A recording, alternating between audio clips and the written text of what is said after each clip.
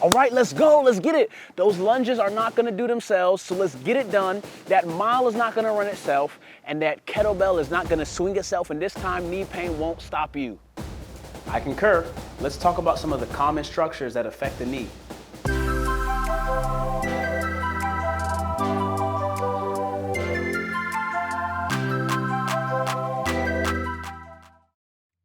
One of the great things if you have a massage gun is that you can use this to help relieve the pain and the discomfort in your knee depending on what kind of injuries that you have. The goal of using a massage gun is to get broad strokes across the entire muscle. And one of the reasons why you don't want to just focus on the area where you feel the pain is because there's what's called referred pain. That just means that the area where you feel the pain the most, maybe like the inner knee, is not necessarily where the pain originates from. So you want to get all the tension and the tightness that exists all throughout the course of the muscle, which can be contributing to where you feel that pain in that main area. You don't want to over-treat an area and make it more aggravated. You should actually feel more relief after having used this if done the proper way. The second thing to keep in mind about using a massage gun is that it's not necessarily meant for going over hard tissue surfaces like bone, so like your kneecap or the patella, or even over the tibia and other areas where there's more toughness to the tissues that you're going over. This is for soft tissue, so use it accordingly. Be mindful about going over those harder surfaces, which can actually cause more aches and pains if you're not careful. You should be feeling more relief throughout the course of using this and also afterwards as well. And the last thing that you want to keep in mind is that it really doesn't matter which type of massage gun you use, as long as while you're using it, you feel that relief or you feel that it's actually helping you more than it's harming. The great thing about using a massage ball is that there are a lot of options that you can use to substitute for getting the same exact result. So maybe you use a massage ball, or you use a lacrosse ball, or you use even a golf ball or a tennis ball. They can all provide the same effect. And so one of the things that you want to keep in mind as you're using this is that you're going to have to put a more manual force versus something that's automatic like a massage gun. But the good thing is that you can actually have a better control over how much pressure you're putting over certain areas. Balls like a massage ball or a tennis ball, these are going to be able to go over hard areas like bones, like the kneecap and things like that, and that can be made more comfortable. So keep that in mind. You also want to make sure that you're not going too much over the same areas. Get those strokes nice and broad and use your hand to control the pressure that you put there. Now, if you have a foam roller, here's the great thing. Yes, I know the infamous foam roller. Many people think about this as something that they can use to help get some of that tightness and those restrictions and really kind of stretch those muscle fibers out. And they have foam rollers of different sizes. One of the great things about using the 6-inch length foam roller is that it's very easy to use with your hand and that you can get more control over the amount of pressure that you're using. The same kind of principles apply when using the foam roller as the other devices. And the great thing about the foam roller is that you can also go over bone more comfortably without feeling significant discomfort and things like that. As you're using this foam roller with your hand, again, put more or less pressure in areas, and the goal is to feel relief, not necessarily more pain, because more pain doesn't mean more improvement. So keep that in mind as you're using the foam roller. It's a great way for you to be able to get all those different kinds of surfaces around the contour of the actual thigh and the quad muscle. So as we're using these devices, whether it's a massage gun, whether it is the massage ball or the foam roller, here are a couple things you want to keep in mind. One of the biggest mistakes people make that stops them from achieving the goal is that they have the wrong expectation of what these devices should be doing for them.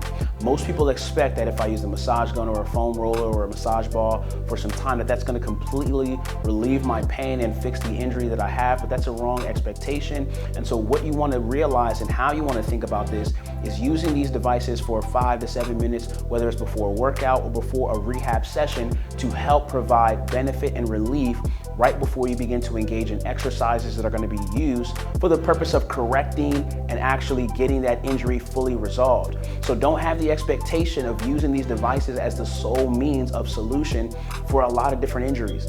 Maybe for some mild strains and things like that, they can provide relief, but there still is going to need to be a rehab or corrective exercise process that you go through in order to get this back to 100% in terms of that knee pain, that knee discomfort, or that injury that you have. So have the right expectation when using this. Use it as a supplement and not as the source or a sole solution.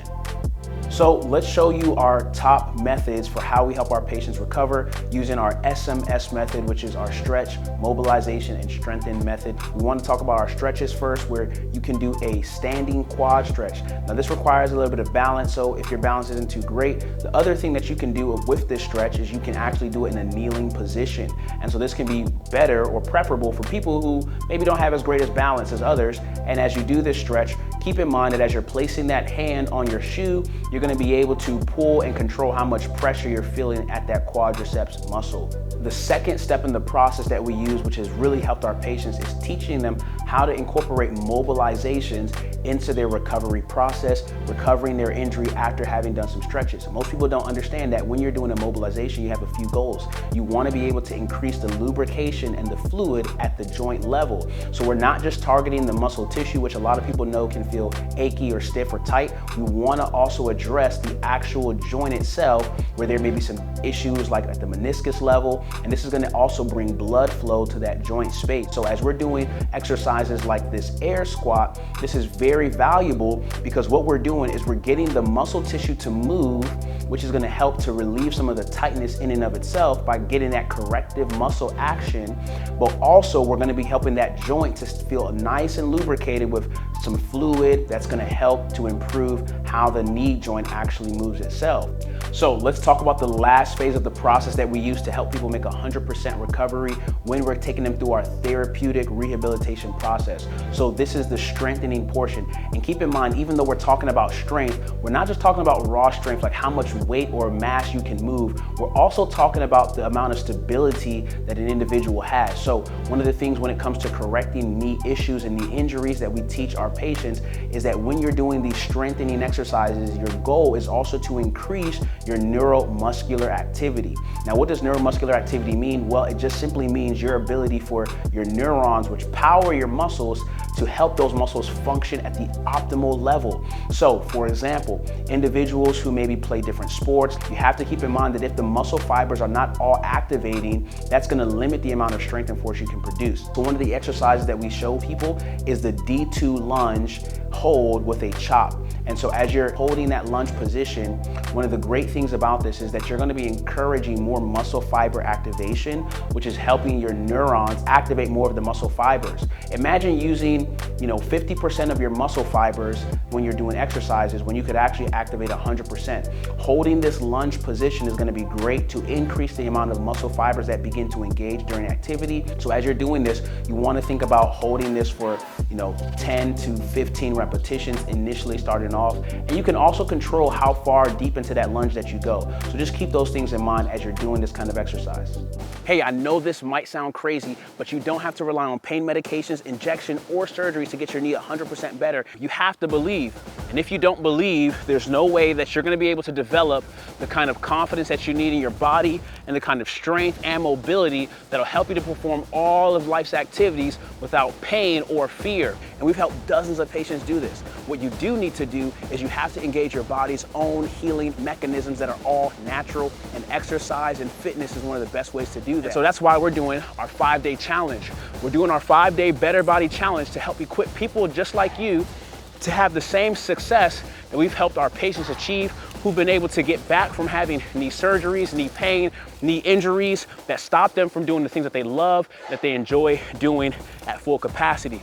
If you don't want to be the weakest and the wimpiest version of yourself, you have to do everything in your power to become the strongest, healthiest version of yourself so you can become the happiest version of yourself. So maybe you're like, man, I've been so limited, and you want to break free past your body's limitations that have stopped you from being able to lunge as deep as you want, play as long and as hard as you want to be able to play, or even working out to the best of your ability. Go to betterbodychallenge.com and join our challenge today. And don't forget to check out this video on why your knee buckles and how to stop it from doing that. I can't wait to see you at the next video, and I'll see you in our challenge.